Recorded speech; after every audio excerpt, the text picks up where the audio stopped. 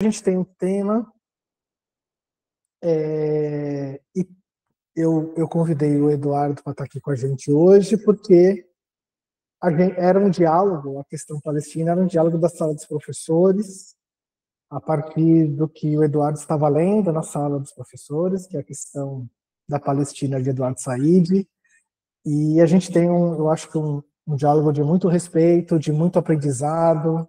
Eu aprendo bastante com você, Eduardo. E quando eu estava pensando nos interesses de discussão, eu acho que essa pauta veio, inclusive porque eu pretendo aprender com você, né? O que você vai dizer hoje aqui. Deixa eu me enquadrar melhor aqui. Eu quero aparecer mais bonito no vídeo. Então, eu vou fazer o seguinte: eu vou começar e vou falar mais ou menos 2 horas e meia. Eu vou falar mais ou menos 40, 45 minutos. Eu passo a palavra para você. Depois que eu terminar de falar, eu vou dar uma olhada de como está o chat, tá certo? Para a gente ir acompanhando. E aí a gente pode dialogar sobre o que eu disse, o que você disse, e com as pessoas que estão no chat, sobre o que nós falamos hoje, né? Inclusive, eu estava falando aqui com o Eduardo, né, e talvez seja um bom início de conversa, de que eu estou pensando o colonialismo, né? Então eu vou começar aqui. Eu estou pensando o colonialismo como uma lógica, né, que está para além das nomeações da historiografia de quando começa e quando termina o colonialismo. Apesar que há um debate, né, feito dentro das ciências sociais e da historiografia de quando isso termina ou não. Então, o Brasil ficou independente em 1822, do ponto de vista jurídico, mas talvez a lógica e o processo de colonialismo não tenha se encerrado na independência jurídica do Brasil. Então, primeira coisa, né? Então, eu vou passar pelas diversas nomeações do colonialismo e dos seus pensamentos, né? Então, a gente tem hoje o pessoal que fala que existiu o colonialismo, o neocolonialismo, o pós-colonialismo, o pensamento decolonial. Então, eu vou discutir um pouco o que é a lógica do colonialismo a partir dessas nomenclaturas, tanto que se referem a processos históricos, como também a grupos de intelectuais. E eu tenho isso como horizonte a partir de 2 objetivos. O primeiro deles é nos pensarmos, nós brasileiros e sertanejos, aqui em Santana do Ipanema, né? E também com o objetivo de ver qual é a semelhança e a dessemelhança pelo que está acontecendo na Palestina. E aí eu vou ser mais breve nisso, porque eu acho que o Eduardo é mais especialista para pensar a questão propriamente da Palestina do que eu, né? Mas eu tenho como horizonte também de pensar a Palestina não a partir dos fatos que aconteceram a partir do ano passado, né? Mas de pensar a Palestina como também um processo histórico dentro das relações entre as nações e os mercados, né? Para que a gente entenda que talvez há uma lógica que está na Palestina, na guerra na Palestina, e que talvez seja uma lógica muito semelhante que aconteceu e anda acontecendo no Brasil dos dias de hoje. Então, estou pensando o colonialismo como uma lógica praticamente global, e aí a gente vai ver como isso se dá, inclusive em alguns autores. Eu vou pedir só um instantinho, que eu vou ver aqui, eu liguei o meu computador aqui para me ver de frente e como estão as coisas, mas vamos lá, né? Então, qual é o caminho que eu vou percorrer? Então, eu vou pegar essas nomenclaturas da historiografia e das ciências sociais, eu vou tentar definir o colonialismo moderno e por que ele é moderno.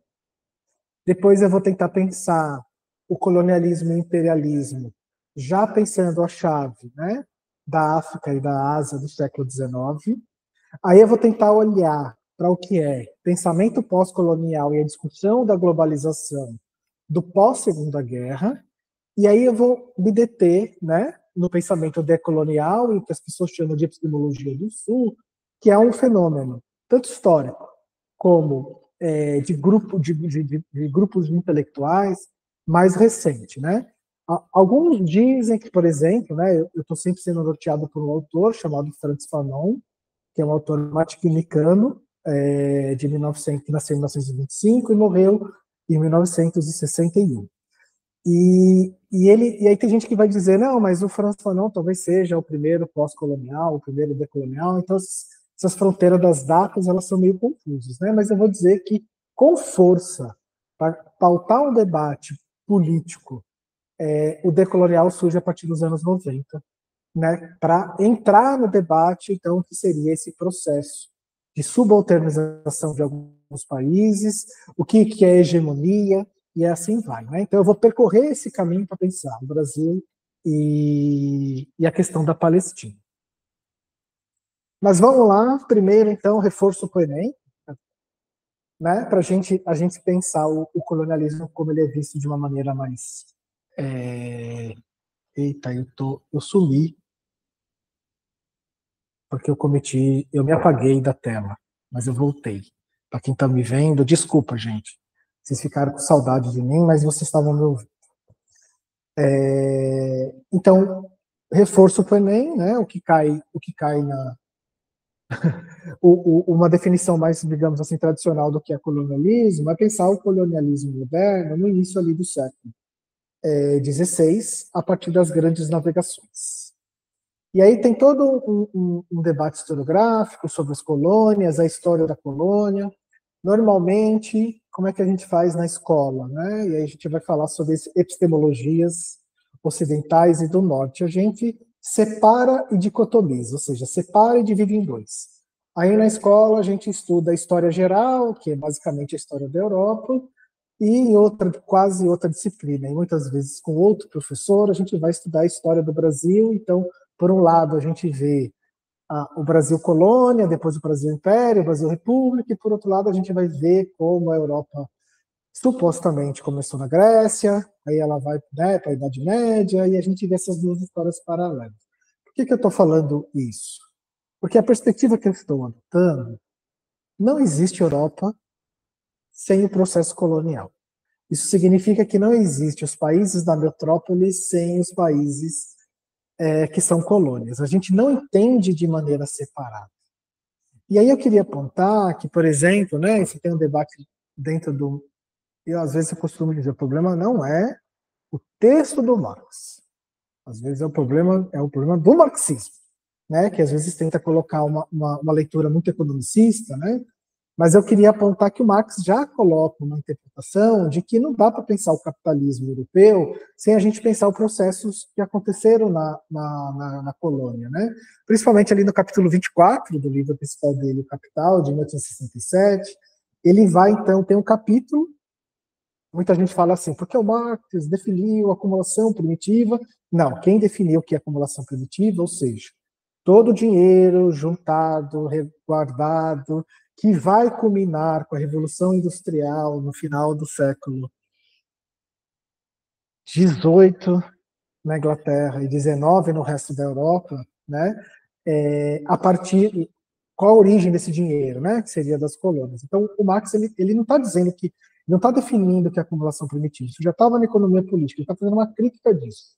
Por isso que, inclusive, o capítulo tem um título muito sugestivo: a assim chamada acumulação primitiva. E o que eu estou querendo apontar aqui a partir do texto do Marx, né? Que eu não consigo pensar o desenvolvimento econômico, material, que vai dar, entre outras coisas, com a Revolução Industrial, sem a gente pensar no processo colonial, lá no texto do Marx. É fundamental a gente entender que o capitalismo industrial ele surge com o afluxo de dinheiro do capitalismo comercial, que foi basicamente marcado, né, pela expansão das grandes navegações. E como é que então é esse colonialismo moderno, né? Então países europeus invadem porções de outros lugares e outros continentes, né, para transformar esse lugar em colônia, então a partir do latifúndio, da ocupação territorial, principalmente pensando em produzir materiais para serem vendidos na Europa. né? E como é que a Europa fez isso? Então, além de uma ocupação econômica, militar, religiosa em relação às suas colônias, para estabelecer, né, esses grandes latifúndios produtores de materiais que vão ser vendidos na Europa ao longo do século então 16, 17, 18, 19, talvez até hoje, né? Ela faz isso a partir de um estatuto, de um processo de escravidão. E aí eu vou abrir um parênteses aqui, no sentido de que a escravidão não é uma invenção da modernidade. Havia escravidão na antiguidade. Mas o estatuto da escravidão, ela muda. Quanto antes a gente tinha uma escravidão de guerra e por dívida, a gente tem um estatuto de escravidão que vai escravizar algo que é diferente do que é considerado ser humano para a Europa. Então, a gente está ali no século XVI, no século XVII, a gente tem uma definição do que é humanidade e racionalidade. Né? O ser humano é pensado a partir do ponto de vista de que ele é um homem, ou seja, não é uma mulher, e que seja um sujeito racional. Qual é a definição e os limites dessa humanidade, vai dizer Frantz Fanon? É o homem branco. O limite de que se estabelece na humanidade, ou seja, então, de um certo critério de sujeito e de liberdade, se estabelece a partir das categorias e dos valores, ou seja, o belo, o justo e o bom, europeu, branco. E isso, em larga medida, vai ser usado para justificar a escravidão das sujeitos, das pessoas, que não se enquadram. Então, houve um debate de que, por exemplo, né, os indígenas são seres humanos ou não seres humanos, né? Os negros são seres humanos ou não seres humanos. Então, a partir do Estatuto do Colonialismo, a gente pega uma porção da população mundial e diz que aquilo não é humano. Há um processo, desde o início da colonização, de uma desumanização de uma parte da população, para que ela seja usada de uma maneira utilitária, instrumental e também comercial em larga escala. Então, nunca na humanidade se vendeu e comprou, né, um contingente tão grande de seres humanos para trabalho compulsório, como é, ou seja, para fins de produzir mais-valia. Isso é uma diferença, por exemplo, do colonialismo antigo, né? A gente escraviza um contingente imenso de pessoas, onde essas pessoas mesmas se transformam em mercadorias, e o objetivo delas é um trabalho compulsório em massa, também para produzir lucro, né? Dentro de um comércio que se estabelece já, então, entre metrópole e colônia. Então, o colonialismo moderno, ele inventa diversas categorias ou diversos processos de pensamento. Né? Ele estabelece primeiro um contato histórico, né, relacional entre metrópole e colônia, que tem um afluxo de pessoas, inclusive um grupo contingente de pessoas, que é chamada diáspora negra, de maneira involuntária, né, circula de maneira expansiva mercadorias, dinheiros, objetos e pessoas, e ele faz isso, e que se caracteriza então a partir de uma lógica. Por um lado, uma ocupação militar territorial para fins comerciais de porções de terra não europeias, e, por outro, produz um não europeu que é, ao mesmo tempo, um objeto desumanizado, uma ferramenta, um instrumental, né? Ao mesmo tempo, né, um instrumental para uma vida produtiva para fins de lucro. Né? Marx vai dizer que talvez, né, uma hipótese de que todas as relações humanas dentro do que a gente chama de capitalismo, ela tem como objetivo se transformar na lógica do lucro, né, na lógica da mais-valia. Às vezes, quando os alunos vão perguntar sobre as notas deles e o professor vai dar conteúdo, me parece uma relação de compra e venda, né? Só para a gente brincar um pouco aqui. Mas vamos avançar, senão eu vou falar até amanhã e eu queria ouvir o Eduardo. Pois bem, né? Então a gente tem essa definição do colonialismo moderno, com esse surgimento e essa invenção, mas ela não se encerra somente na América, né? Ela se expande esse processo. Então, a partir do século XIX, ao contrário, por exemplo, do sistema econômico, por exemplo, da Roma antiga, onde ele não consegue se mundializar, o capitalismo começa a fazer um processo, ele vira um sistema único. Né? E aí a gente começa também a perceber de que o capitalismo não vai desenvolver de maneira igual em todos os lugares do mundo. Então, a gente tem os processos de dependência dos países da América, ao mesmo tempo, né, que a partir, então, da acumulação primitiva, ou seja, de todo o dinheiro que é acumulado pela lógica comercial do colonialismo moderno, influi na Revolução Industrial. As pessoas precisam, então, comprar para garantir uma produção, e aí os países europeus, né, pensando nessa mesma lógica do colonialismo, eles mudam um pouco a relação metrópole-colônia. Agora, sai de cena uma ocupação territorial militar, apesar que tem uma ocupação militar, mas uma ocupação territorial de pessoas, e ganha destaque que a Europa, os países europeus, eles precisam vender suas mercadorias, então eles precisam ter um mercado que o compre. E aí a gente vê, então, nesse processo, né, o que muita gente vai chamar, então, de imperialismo, né, que seria uma outra fase do colonialismo, ou do colonialismo da África e da Ásia, né? Então, vai se pensar, então, na mundialização do capitalismo, vai se olhar como essa mundialização ela tem uma relação diferencial e combinada, desigual e combinada. Nem todo país, porque muita gente achava assim, não, então, os liberais. Então, a gente precisa desenvolver o capitalismo do Brasil, como se o Brasil tivesse num atraso, num estágio civilizatório. E aí a Rosa Luxemburgo fala, não, não há atraso.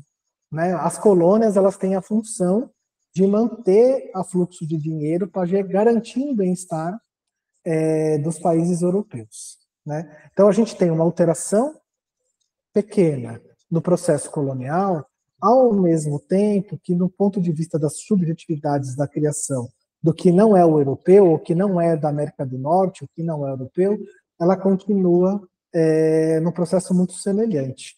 Então a gente entra no século XIX, no começo do século XX, com as colônias da África e da Ásia, onde supostamente os países europeus e os Estados Unidos justificam essa invasão e esse domínio dessas porções territoriais, dizendo que vai desenvolver economicamente esses países.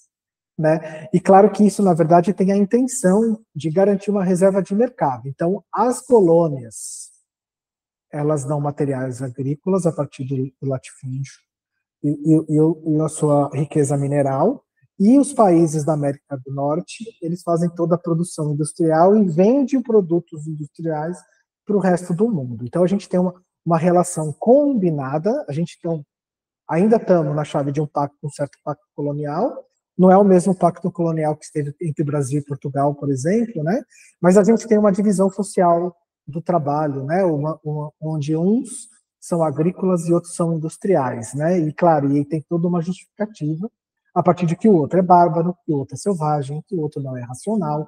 E eu tenho uma invenção. Então, lá no colonialismo moderno, eu tenho a invenção de que o negro, né, que seria todas as pessoas do continente africano, que já foram Kibundo, que já foram Yorubá, que já foram, quer dizer, diversas outras etnias, a gente faz uma invenção de uma homogeneização para esse tipo de dominação, que continua, então, entrando no século XIX, e que não termina, então, com a independência desses países.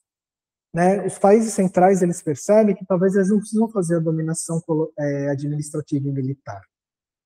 Porque aí a gente já vai falar um pouco do pós-colonial. O pós-colonial vai também apontar de que as elites dos países coloniais, elas se identificam mais com os países europeus do que com o seu próprio país. E que se eu garanto, então, a administração por esses tipos de elites que se colocam como papel subalterno no sistema econômico mundial, onde vai produzir, né, matéria-prima para a produção da Europa, então está tudo bem. E aí, então, a gente entra num outro contexto, que seria o contexto, então, do neocolonialismo, que seria a marcação histórica das multinacionais controlando os lugares e seus recursos. Então, só para a gente entender, né? Estou morando em Maceió ultimamente. Trabalho em Santana do Ipanema. Estou em Santana do Ipanema. Toda vez que eu vou de Santana do Ipanema para Maceió, eu cruzo diversos latifúndios de cana e diversos latifúndios de gado. sendo que muito parte dessa cana e desse gado não é para o mercado interno. Sabe quantas indústrias eu cruzo no caminho? Sabe quantos processos de alta tecnologia eu cruzo no caminho? Nenhum. Talvez esse processo colonial esteja ainda vigente no Brasil, para a gente propriamente se pensar, né? Inclusive, hoje, quando a gente olha o sul do Brasil, Santa Catarina, mas não só, né? A gente também tem isso no Nordeste. Tem gente que vai dizer assim, não, mas a minha origem é italiana, a minha origem é alemã, né? Numa espécie de negação de que nós brasileiros somos, né? Fruto desse processo colonial, como se a gente pudesse buscar uma essência que está fora de nós.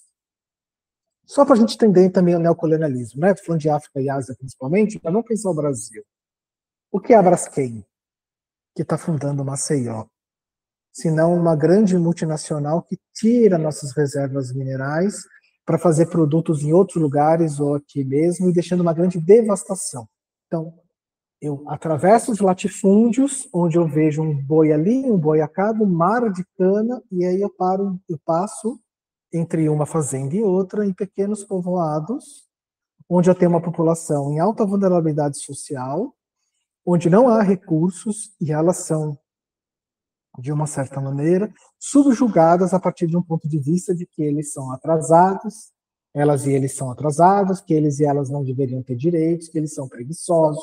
Ou seja, a gente atravessa áreas de latifúndio, com pequenos povoados, onde há uma desumanização dessas pessoas que estão lá frente a essa subjugação, né? E quais são as opções? Essa é a questão, né? Ainda mais que nós estamos pensando no agronegócio que cada vez se mecaniza mais. A gente tem largas porções de terra, poucos empregos, uma riqueza que é transferida para poucas pessoas e essas poucas pessoas transferem essa riqueza, então, em lucro para fora, mercado financeiro. O que é Vale do Rio Doce, quando a gente vai pensar nesses processos do Brasil, né? E aí a gente tem toda essa questão de se colocar de que, na verdade, não, a Braskem ela está dando emprego, ela está, na verdade, né, vindo aqui para desenvolver o Alagoas, para desenvolver Maceió. Né? Por isso que esses grupos de intelectuais, onde vai colocar desde o início da colonização, e de que, na verdade, a colonização é uma relação social entre nações. E que talvez não seja nem entre nações, né? Então, o outro exemplo, só para a gente ir com calma como isso, essa questão da desumanização para explorar, ela tem outras conotações, né? Eu sigo um crítico literário, um crítico de cinema no YouTube chamado PH Santos, ele é de Fortaleza. E aí ele postou um vídeo de que um conhecido, um amigo dele de São Paulo, mandou uma mensagem dizendo para ele assim: "Tô indo passar férias no Nordeste, vamos nos encontrar?" Aí o PH Santos falou assim, pô, Nordeste, ele deve estar falando de Fortaleza, ele é de Fortaleza, o PH Santos, né? Ele deve estar falando de Fortaleza, porque, né? Aí o PH diz, mandei uma mensagem de volta, e qual cidade você vai ficar? Aí o amigo falou assim, eu vou para Recife. Olha esse imaginário de como o Sudeste em relação ao Nordeste, como se constitui o nordestino e o Nordeste. Nós estamos falando de milhares de quilômetros, nós estamos falando de milhares de pessoas. Mesmo que se esse colega dele fosse para Fortaleza, a probabilidade dele conseguir encontrar ele pode ser baixa, porque a gente está passando por um processo, né, de que o outro é desumanizado, de que o outro é atrasado, de que o outro é selvagem, né, e assim vai. Então, nós temos o colonialismo moderno, a gente passa para a questão do imperialismo, que vai, então, culminar na Primeira e na Segunda Guerra. As guerras entre nações são guerras para reservar mercado, por uma partilha, né, de porções territoriais que vão garantir mão de obra e mercado para populações centrais da Europa e dos Estados Unidos, né? E aí a gente avança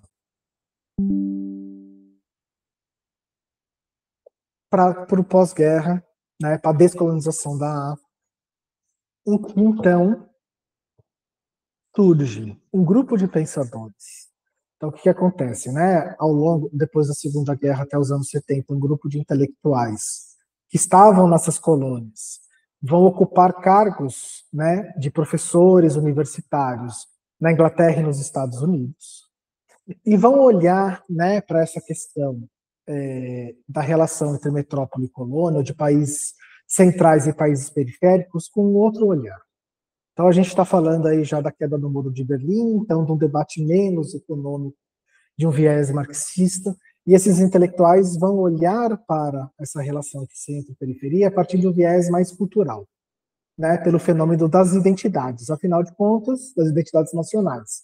Né? O que faz o inglês, um americano, um brasileiro,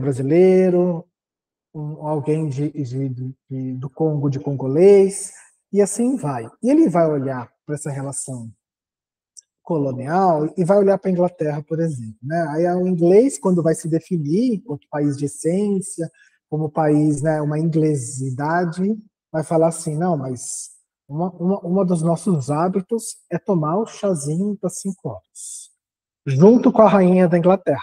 Inglaterra, então, a rainha Vitória, no século XIX, inventa essa história, né, de que às 5 horas ela para tomar esse chazinho, aí vai todo mundo comprar chá, olha que legal. Aí todo mundo compra chá, né, para tomar o chazinho, e aí os intelectuais vão olhar e falar assim, como assim inglês toma chá? Como assim inglês toma chá desde sempre? Já que o chá é indiano.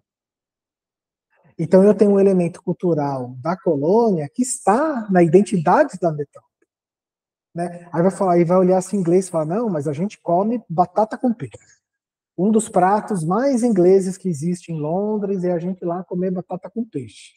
Aí eles vão olhar e falar assim, não, mas a batata vem do Peru. A batata é inca, gente. Mais um elemento da colônia que se estabelece. Então ele vai falar, tudo que a gente pensa como processo cultural, inclusive para se pensar a própria globalização, né, é uma relação desigual, é uma relação assimétrica, há uma imposição de poder, mas há também uma troca inclusive que estabelece elementos culturais da periferia na colônia. E tudo aquilo que a gente olha como identidade nacional, na verdade, é fruto de muitas relações com outras diversidades. E eu não consigo entender o que é o inglês dentro da produção do que é as suas colônias. E aí, inclusive, tem um autor pós-colonial muito importante que o Eduardo estava lendo, que é o Eduardo Said, que vai apontar assim, tudo que a Europa diz que ela é, está em relação do que ela entende que é o Oriente. E aí, nesse sentido, a literatura, principalmente a literatura inglesa, ela vai inventar um Oriente, ela vai inventar uma população muçulmana, ela vai inventar a partir dela mesma, né, que nem necessariamente corresponde ao que é o Oriente, mas se constrói, então, as identidades a partir de suas relações. Né, e coloca, então, então se eu sou racional, o outro só pode ser emotivo. Se eu sou desse jeito, o outro só pode ser. Exportando um outro lugar, né? Então, eu tiro o foco da economia e começo a olhar para culturas e identidades, né? Para, inclusive, trabalhar essas relações de opressão. E como aqui a gente está na chave de se pensar as culturas, né? Então, as normas de como a gente pensa a partir da linguagem, quando a gente fala assim inglês, aí vem alguma coisa na nossa cabeça, né? Quando a gente diz assim europeu, vem alguma coisa na nossa cabeça. Então, uma das tarefas que o pós-colonialismo se coloca é o da desconstrução.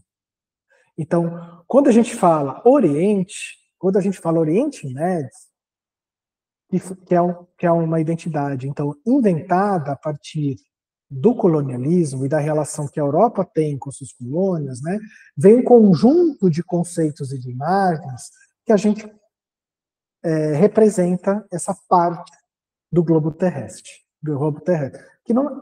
e se a gente fosse olhar, eles são muito mais diversos, muito mais complexos, eles são talvez outras coisas do que a representação de um espelho invertido do que a Europa, como a Europa se vê.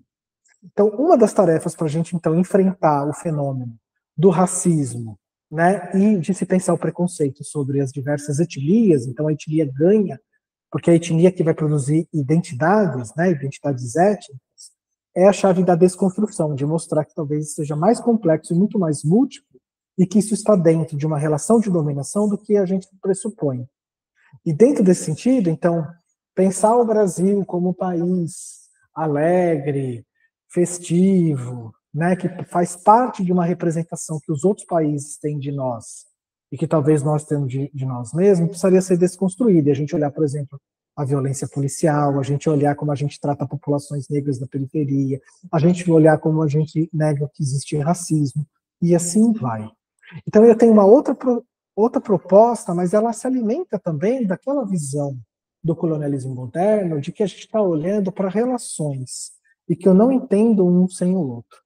Né? Então, e aí, qual que é a justificativa agora das dominações? Né? Enquanto o outro era para desenvolver o mercado, agora olha que incrível. Nós vamos levar o valor da democracia para o mundo inteiro. Os Estados Unidos vão invadir o Iraque para trazer a democracia para o Iraque, vai fazer guerra em diversas porções da América para levar valores que estão atrelados a uma certa identidade e imagem de que a Europa tem de si e que talvez não seja uma imagem real. Né? E aí uma das tarefas, então, que a gente se coloca enquanto intelectual e se pensando enquanto o produto do pós-colonialismo é fazer as pessoas desaprender. A pessoa precisa desaprender o que é um europeu. A pessoa precisa desaprender o que é o Oriente Médio. Né? Olhar para o Oriente Médio com mais realidade das suas confluências, dos seus processos, da sua história, da sua cultura, das suas práticas, né? E não essa imagem que, na verdade, é importada dessas relações e produzida a partir do processo entre centro e periferia. E aí, por fim, né, caminhando já para... Eu sei que eu estou meio selvagem nas definições, mas talvez a ideia seja um pouco essa nesse momento.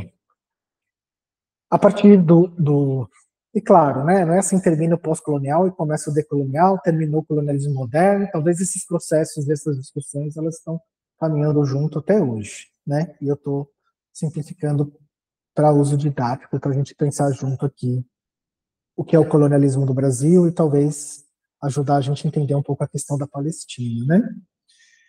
Mas quando as pessoas vão olhar, algumas pessoas que não estão na Europa, como eu disse, então, Stuart Hall, Homi Bhabha, Eduardo Said são intelectuais que vêm das ex-colônias, que passaram o processo de descolonização depois da Segunda Guerra e estão na Europa e nos Estados Unidos. Mas intelectuais de outros lugares vão olhar para isso e falar assim, olha, mas isso ainda não tem.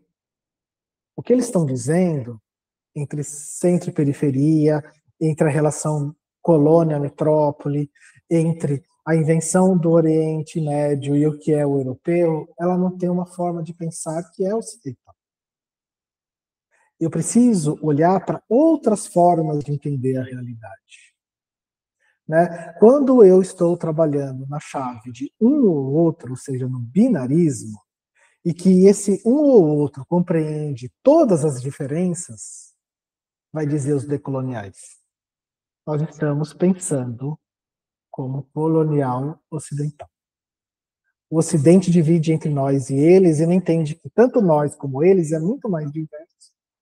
Né? Então, mesmo as identidades nacionais que os pós-coloniais vão olhar, a gente tem diversas múltiplas temporalidades, diversas múltiplas camadas de pessoas, identificações de como elas se veem, para que isso, primeiro, né, tenha uma sobrevalência de uma identidade nacional inglesa, mas as outras formas de pensar e agir, elas estão ali subalternizadas, subjugadas. Né? Então, por exemplo, a gente pode até dizer que existe uma identidade nacional, mas como é que a gente vai colocar os povos originários nela?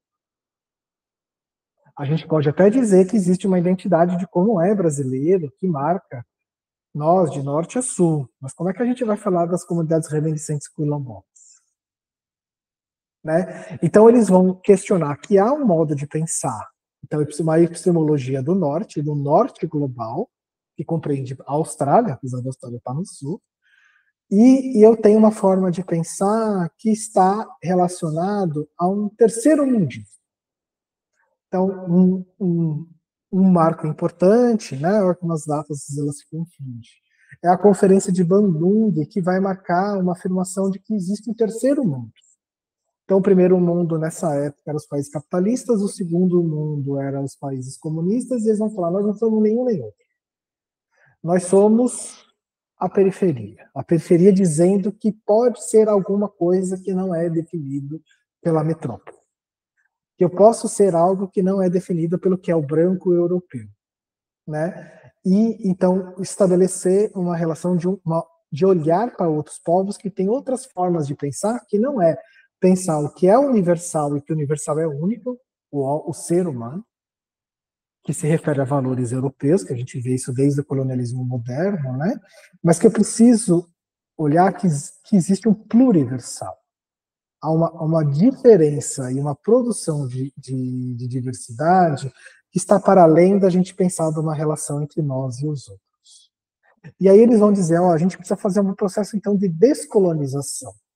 A gente precisa pegar essas formas de pensar essa epistemologia, né, e fazer pensar junto com uma epistemologia moderna, que inclusive está na ciência, que assim, ou é isso, ou é aquilo, né, e que talvez as coisas sejam mais combinadas do que a gente imagina. Que as coisas são muito mais na forma de encruzilhada, então, para usar um termo do Luiz Ruffini na pedagogia das encruzilhadas, para pensar a escola e o pensamento escolar, né, o que é a epistemologia das pedagogias, né? Então, é muito mais encruzilhada, onde eu posso escolher diversos caminhos, e esses caminhos estão aí, tanto o modo de pensar hegemônico europeu, como a forma de pensar indígena, como a forma de pensar comunidades quilombolas, a forma de pensar comunidades rurais, né? E que tem diversas combinações entre isso a partir do processo colonial, do tipo que pensar entre eu e eles, de maneira homogênea. E aí a gente tem, principalmente pensando esse terceiro mundismo, um protagonismo da América Latina. A América Latina, ela surge com esse protagonismo do pensamento decolonial, então temos Lugones, né, uma feminista, nós temos Quijano, sociólogo peruano, que vão pensar essa questão do decolonial e vão pensar assim, ó, então, enquanto um privilegia mais economia, outro privilegia mais as identidades culturais, outro falou, na verdade, a gente tem que ter vários âmbitos de descolonização e a gente precisa olhar de várias formas de existir no mundo que para além do europeu. A gente precisa olhar então para as relações de poder, a gente precisa olhar como a gente apreende o que é a realidade, para além dessa episteme moderno ocidental, que estabelece quase normas morais, ou você é homem ou você é mulher, ou você é gay ou você é hétero. Né? A gente estabelece lugares polares que vai homogeneizar um centro de prática. Será que isso não é tudo encruzilhada? Nós temos aí cruzos complexos, né, entre homem, mulher, hétero, gay, enfim, né, e outras diversas formas de se pensar entre os binários, né? Então a gente tem que pensar a forma de olhar e compreender o mundo, além de pensar o poder, e também a gente tem que olhar as diversas formas de ser, que estão para além da imposição europeia, branca, moderna para nós. Né? E aí é nesse contexto que vem a destaque, por exemplo, ao Hilton Krenak, que vai trazer, então, vai trazer em forma de livro representações de outra forma de ser, saber e poder. Né? Que vai olhar outra forma de compreender a realidade, de estabelecer uma outra forma, né? Os Krenaks, o grupo originário, para outra forma de estilo de vida.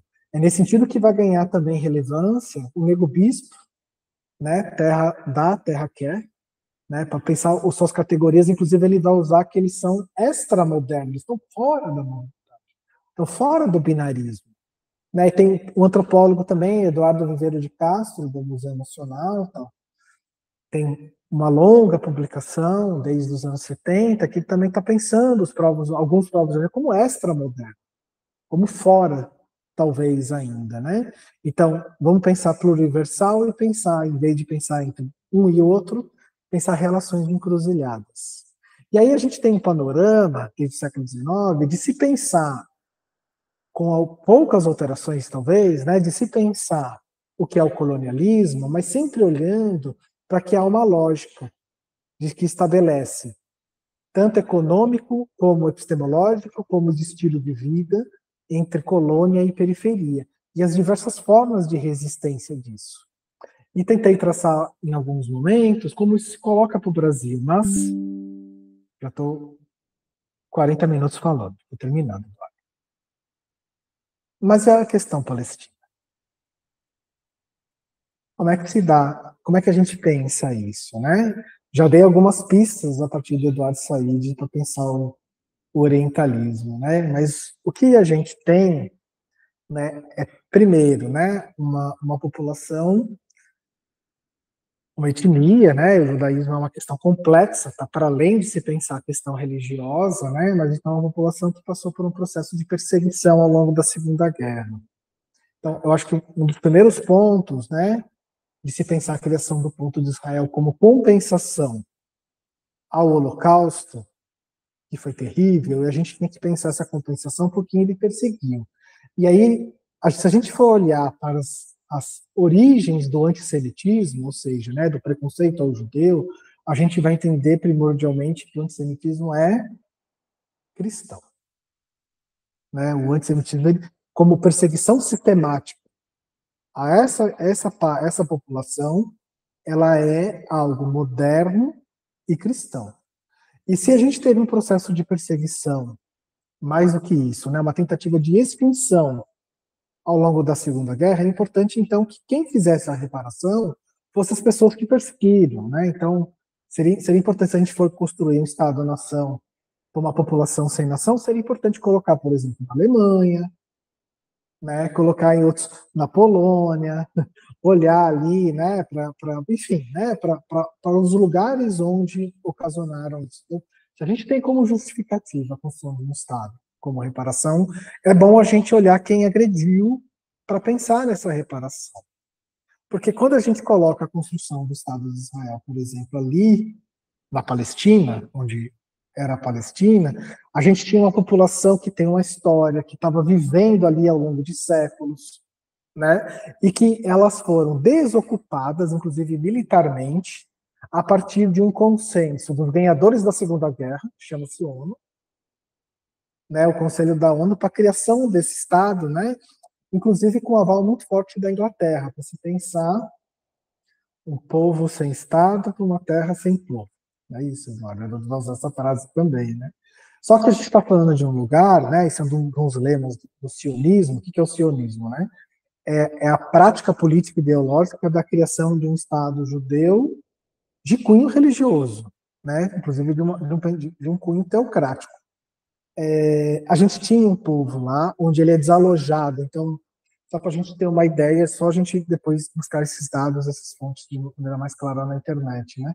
750 mil pessoas foram desalojadas em 1948 para a criação do Estado de Israel.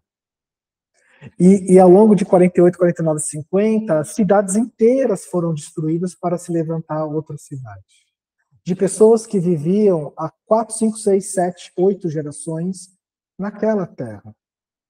Por mais que a gente use, por exemplo, o argumento de que eles são ali, o povo judeu originário dali a 2.000 anos atrás, eu ficaria muito contente que se essa parte da população que usa esse argumento usasse isso para os nossos indígenas, já que os povos originários têm a terra do Brasil inteira, como aqui, e a gente não está disposto a abrir mão do nosso. Né?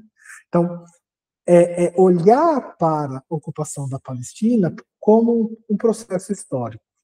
Né? E aí deixar bem claro, né? Isso não é fazer defesa do Hamas, por exemplo, né? Mas sim olhar que, por exemplo, o Hamas, né, que está sendo citado, talvez ele seja fruto desse processo, de um processo colonial que se estabelece, então, ali na Palestina, com aval das potências ocidentais, que foram as mesmas que tentaram perseguir e matar os judeus. Então, quando a gente olha ali em 1948, a criação do Estado da Palestina, então, primeiro a gente tem ali intenções geopolíticas. A gente está falando ali da ligação entre o Mediterrâneo e o Canal de Suez, a gente está falando ali que talvez seja o mesmo motivo da guerra entre Ucrânia e Rússia.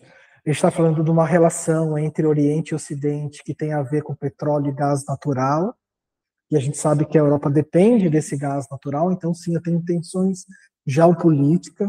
Eu tenho um processo, quando eu vou olhar a criação do Estado de Israel, desalojando essa população, uma subjugação desses povos a partir de uma desumanização. Né? Então, Quando a gente vai falar, por exemplo, dessa guerra agora, a gente vai falar dos soldados de Israel, onde eles têm família, eles têm mãe, eles têm uma subjetividade. Quando a gente vai falar do lado palestino, são terroristas. E aí a gente tem que ficar bem claro que talvez terrorista é uma nomeação que ela é dada e inventada a partir de grupos vencedores. Então, vou dar um exemplo. Jogar uma bomba atômica, acabando com uma cidade de 50 mil civis. Jogar uma bomba numa cidade matando civis, numa guerra que já está vencida. Não seria um ato de terrorismo? Estou falando de Nagasaki, né, que foi o que recebeu a bomba atômica no fim da Segunda Guerra. Ninguém nomeia isso como terrorismo, né? Apesar de a gente estar fazendo um ataque sistemático a civis.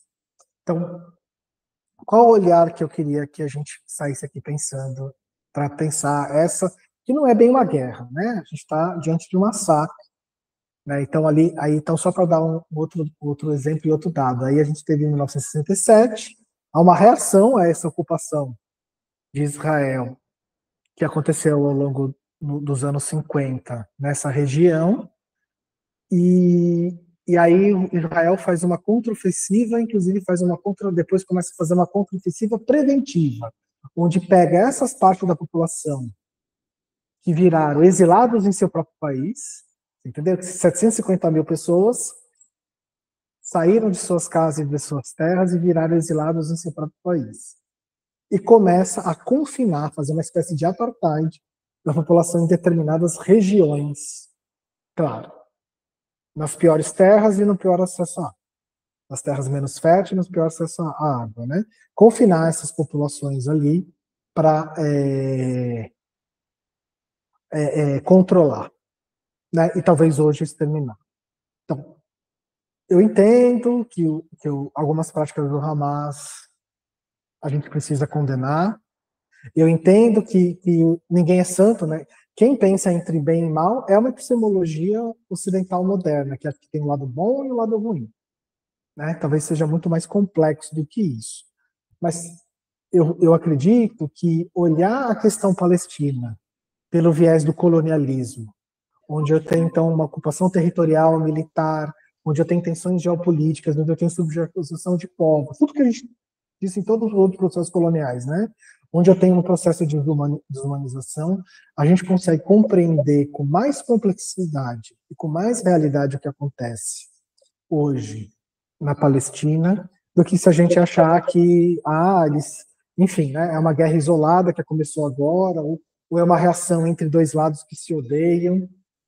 Até esse ódio é produzido, porque até a criação do Estado de Israel, uma parte da população ali era de pessoas judias e que estavam ali tranquilamente, né? Depois que a gente tem essa criação, a gente produz, né, desaloja, a gente tem uma produção desse outro, desse ódio, inclusive com essa nomeação do que é e do que não seria terrorismo.